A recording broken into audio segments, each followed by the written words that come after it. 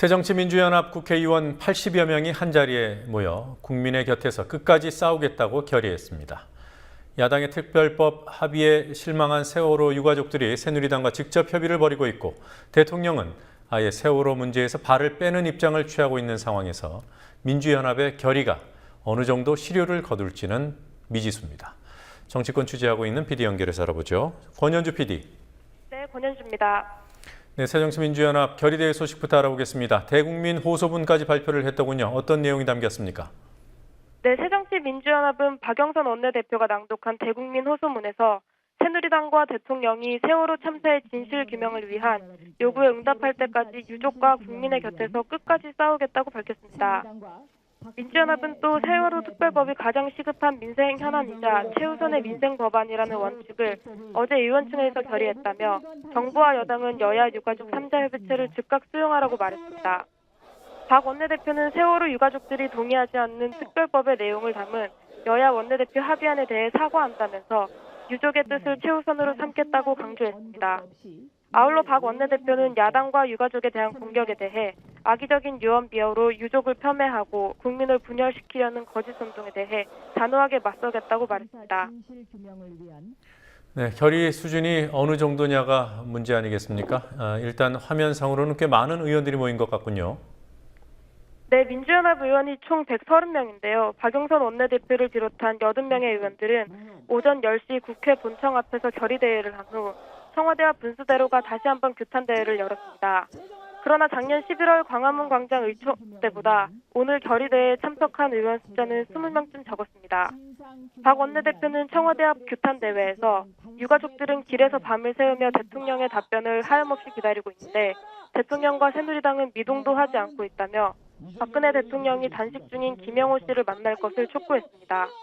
이후 박 원내대표를 포함한 일부 의원들은 김영호 씨가 입원해 있는 시립동부병원을 방문했고 40여 명의 의원들은 문재인 의원이 단식을 하고 있는 광화문 광장에 또 일부는 유족 농성이 벌어지고 있는 청운 효자동 주민센터에 갔습니다. 아울러 부산 폭우 피해 현장을 찾는 의원들도 있는 등 총 4개 조로 나눠 일정을 소화했습니다. 네, 어제 민주연합이 의총을 했던 국회 예산결산위원회 회의실을 향후에 활동 거점으로 삼는다고 들었습니다. 아예 점거를 했다고 봐도 되는 겁니까? 네, 대여 투쟁과 대청와대 투쟁을 위한 거점이라고 보는 게 적절할 것 같습니다. 민주연합은 어제 자정까지 이어진 의총에서 이달 말까지 오전 10시와 오후 8시 매일 2차례씩 예결위 회의실에서 의원총회를 열고 프로그램을 진행하겠다고 밝혔습니다. 이 계획에 따라 원내대표단의 일부는 어제 예결위 회의실에서 철야 농성을 했습니다. 오늘은 밤 9시에는 의원들을 상대로 트라우마에 대한 강의가 열리고요. 그 후에는 전체 의원들이 철야 농성을 할 계획입니다. 그렇지만 낮 시간에 의원들이 일정을 소화해야 하고 자리를 비우라는 요구도 딱히 없기 때문에 예결위 회의실은 비어 있습니다. 네. 자, 민주연합이 일단은 다소 공세적으로 바뀐 것 같습니다. 이유가 어디에 있다고 봐야 될까요? 네, 여야 원내대표의 특별법 합의안이 유가족들에게 2차례나 거부된 상황에서 새누리당을 다시 협상 테이블로 끌어내기 위해선 강력한 행동이 필요하다는 판단을 했기 때문으로 보입니다. 지난주 전략적 냉각기를 갖겠다던 민주연합은 주말을 거치면서 유가족과 여야가 만나는 3자 협의체를 만들자는 새로운 제안을 내놨고 어제부터 비상체제를 가동하고 있습니다. 한편으로 민주연합의 강공에는 다른 배경도 있어 보입니다. 새누리당 이완구 원내대표가 어제와 내일 유가족을 잇따라 만나는 사실상 여당과 유가족의 양자협의 국면이 조성되는 것을 보고 민주연합이 존재감을 이룰 수도 있다는 우려에 따른 움직임이란 해석도 있습니다. 어제 유가족과 여당의 만남 직후 유가족들을 별도로 만난 박영선 원내대표는 오늘 오후에도 가족 대책위를 국회로 초청해 면담을 하는 등 유가족과의 소통을 강화하고 있습니다. 자, 그리고 민주연합 내부의 박영선 지도체제에 대한 논란 해소됐다고 봐야 하는 상황인지요? 네, 민주연합 중진 박지원 의원은 오늘 어려울 때 지도부가 바뀌면 당이 혼란스러워진다는 입장을 표명했습니다. 개인 입장이라기보다는 지도체제 논란에 대한 당내 분위기를 전한 발언으로 보입니다. 박 의원은 라디오 인터뷰에서 박영선 원내대표를 중심으로 뭉쳐 특별법도 통과시키고 당 체제를 정비하는 게 좋다고 강조했습니다. 일부 의원들이 비상대책위원장과 원내대표를 분리해야 한다는 의견을 제기한 데 대해서도 박 의원은 지금은 그럴 때가 아니라며 반대의 뜻을 표명했습니다. 박영선 원내대표가 대여 강경투쟁 카드를 꺼내들면서 지도체제 논란은 일단 수면 아래로 가라앉게 됐습니다. 하지만 만약 새누리당과 유가족들의 양자 협의가 본격화하는 등 민주연합의 존재감 상실이 뚜렷해질 경우 지도체제 논란이 다시 등장할 가능성은 여전히 남아 있습니다. 민주연합이 아무리 강공으로 나와도 새누리당 입장에서는 유가족과 특별법 문제만 직접 풀어내면 되는 게 아닌가 이런 생각을 할 수도 있겠어요. 그럴 가능성이 보이는지요? 네, 유가족과 여당의 양자 협의가 오히려 낫겠다는 기류가 오늘 새누리당에서 보였습니다.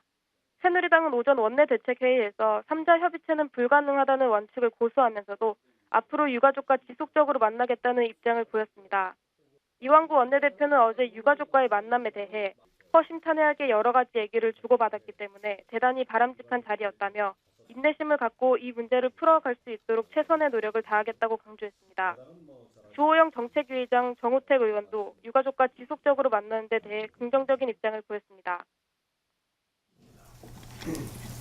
우리 여당도 저는 이렇게 그 유가족하고 계속 대화를 가져가는 거 이건 굉장히 중요하다고 봅니다. 또 지금 원내대표께서도 계속 뭐 어저께 처음 만났지만 저는 한 번이 아니라 뭐 5번, 10번 계속 그것은 만나셔야 된다고 봅니다. 그것은 아주 잘하시는 우리의 전략 내지는 우리의 원내대책이다 이렇게 저는 보고 있고요.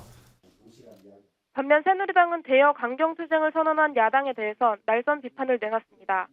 특히 광화문에서 단식 농성 중인 문재인 의원에 대해 갈등을 조장하고 있다고 집중 공격했습니다. 박근혜 대통령은 오늘도 경제 얘기만 했더군요. 네, 어제 수석비서관 회의에서 경제 활성화를 강조한 박 대통령은 오늘도 국민경제자문회의를 주재하며 연일 경제를 강조했습니다.